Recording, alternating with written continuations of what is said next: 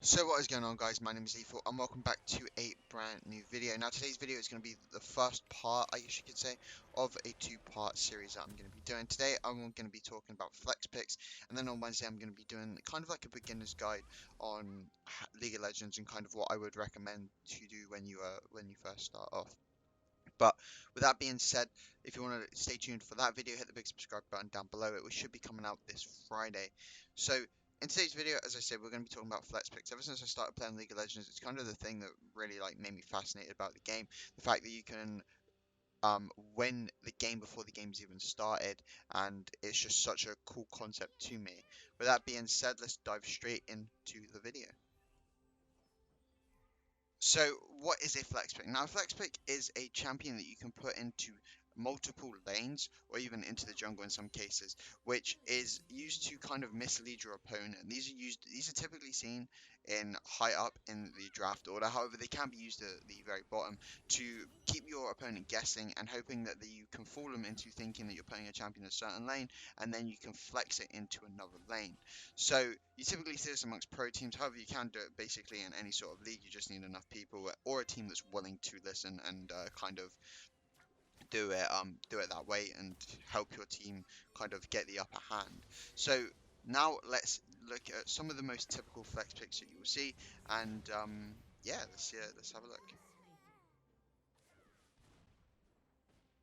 So there's a lot of flex picks that have been used over the years, but there's a lot that are very much stay in meta. The one that a lot of people would look at is probably Yasuo. Yasuo is somebody that can be flexed between all three lanes. You can play him in the top lane. It's kind of uncommon. You only tend to really see it in just solo queue. However, between mid and bot, he is very flexible just because a lot of CC, especially if you pick the right support, has a knock up for him. Typical lanes that you tend to see him is Yasuo Gragas bot lane, which happened at Worlds of last year, so nearly a year ago. However, people like Nautilus, Blitzcrank, Galio is even another one that you can play, tend to synergize very well with Yasuo because of his ult being a knock up.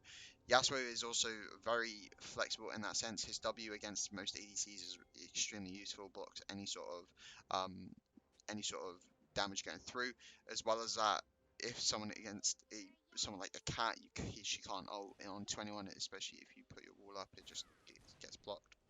Another one that I just mentioned is Galio. Galio is another one that can be flexed between only the two roles really, is mid lane and bot lane. It's very useful because his ult is a global, so it can go from one place to another. As well as that, he is just extremely useful, very tanky, and as the it always has his usefulness with his ult. People like Nico is another one that can be kind of flexed, not so much these days just because of the way the meta is, but Nico can be flexed between bot, mid, and even top. Top obviously been played a lot in the LEC. Wanda is typically known for his Nico play. She can also be played as bot into some matchups, and then obviously can be played in mid. Not so common, or at least what I've seen, not so common these days, but is another one that can be used. Another person that's not really in meta right now, but is kind of really useful or can be really useful because of his ultimate and is also extremely scales extremely well is Ryze. Ryze was always, especially last year, used as a flex pick, used between mostly top and mid. And this is another way you kind of try and get advantageous matchups is by flexing just between two of the lanes, typically between mid and top. Jace is another one that comes into that bracket. You can flex in between mid and top as well. There's not really too many in the jungle that you can kind of like flex. The one that only comes to mind is Sylas. Sylas can be used in the jungle. Set's another one that is currently a meta that can be used and flex between the two lanes. Them two are really useful because of their ultimates. Sylas obviously being able to nick anybody's ultimate is really useful. Can basically pick and choose what you want, and then Set always has his usefulness purely for his tankiness and the fact that his ult can basically deliver anyone or can get rid of the front line into the enemy's back line. Can be very detrimental at the same time if you ult the tank into the whole entire team and they just burst you extremely quickly. Obviously, that is not very good for your team. So those are just some examples of what some champions that can be used as a flex. So now let's talk about why might your team want to exactly use when you would want flex to picks? Now they're very use them extremely and useful, as I how say, they are as going I've to mentioned benefit you previously and in the other parts of the video. Though you can mislead your opponents. That's the main aim of a flex pick, is to try and create as much confusion against the enemy team as possible so that you end up giving yourself advantageous matchups. However, it can also be it can backfire. Trying to pick flex picks, sometimes you give away your hand earlier than intended, especially with your bans. You can kind of see it a lot in solo queue when you see what people ban. A lot of the bans do have a lot of tell. If somebody bans, say, Caitlyn, but then picks Yasuo, you can kind of assume that they are going to be putting the Yasuo in. But however, in pro play, obviously they kind of keep their cards close to their sleeves, and they just don't exactly ban the typical champs that you would expect. However, they can also be extremely, it can be a lot of fun. Trialing these new sorts of champions and these new sorts of playstyles is really great to watch. G2 is the one team that really comes to mind. A lot of Korean teams do it as well, where they play unorthodox picks in the top.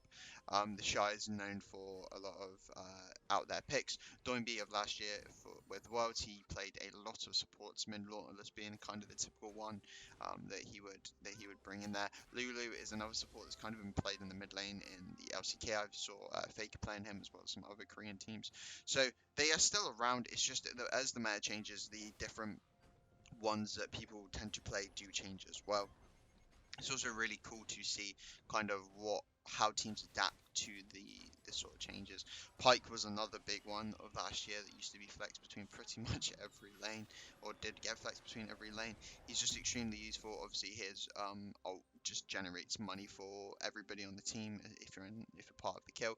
So that's another reason why he was so useful. I don't tend to see him that often these days. I don't know if that's just because the meta, especially here in Europe, for most of the season was just a tank meta, just tank v tank, and kind of having that hard engage, such as your Orange, your Maokai's, your Scions, like these people. Into a Pyke, I can't imagine you wouldn't really do anything because Pyke's damage, especially lower, it just doesn't seem to be anything. It's just as soon as he hits 6, that's when he becomes really, really, really dangerous. So those are some examples of when you are able to use them. However, as I say, they can sometimes backfire just depending on how you kind of play it out. So with that being said, guys, this is the end of the video. I hope this has been useful to you. It's something that I've wanted to do for a while, and I'll probably will do another one at some point. It just depends when, and hopefully I can make it better than this one because this is my first time trying to do something like that. However, on Wednesday I will be releasing a kind of not a beginner's guide, but just a couple tips that I would do when starting out on League. It's coming up on a year since I've started playing League, and I just wanted to do that sort of video to kind of help people out. I was really kind of lost when I first started playing League because I looked up guides and all the guides seem to be half an hour long, and there's just no straight to the point, like this is kind of the way you could go. So I want to do one of them and kind of just give some tips to some new people. With that being said, guys, stay safe. Hit like and subscribe. I also have my Twitter down below. You can get the very latest on any videos coming out. But other than that, stay safe. Have a great day, and I'll see you next time.